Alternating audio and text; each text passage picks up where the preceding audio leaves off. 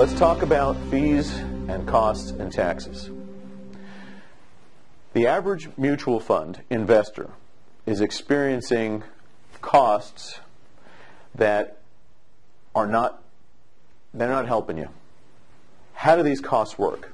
Well, the average mutual fund investor has something called a net expense ratio. You can find that in any prospectus. How many of you read the prospectus of a mutual fund? It wouldn't surprise you to learn that even fewer actually read the supplement of additional information which will capture the rest of these fees.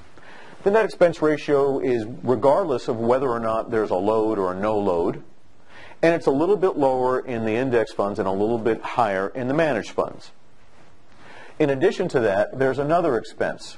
This is from the supplement of additional information. This expense is the turnover cost for when a mutual fund, whether it's an index fund or an actively managed fund, engages in simply by buying and selling shares in that period of time. So it's the transaction cost, it's the difference in what a mutual fund might have to spend to buy a stock versus to sell a stock. And because they do it so frequently, it actually generates some taxes, which usually are about 2.5%. But it gets even worse. Not only that, there is a custodial cost, which is something between 0.6 and 0.25%.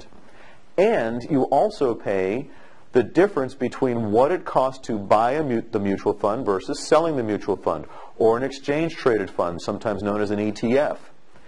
That is another cost.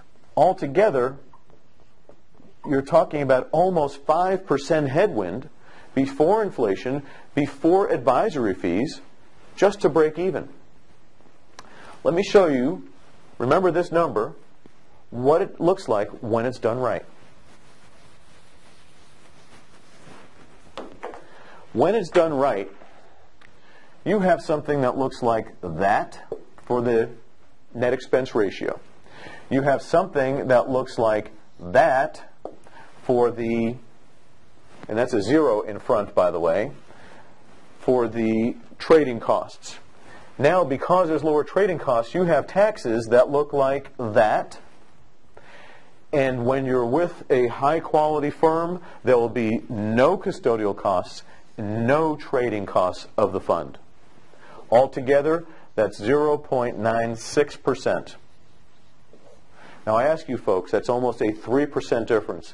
Can you imagine how much impact that 3% will make over the course of your lifetime?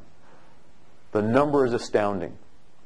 It was Einstein who said the eighth wonder of the world is compound interest. Imagine compounding that 3%. Make great decisions, folks.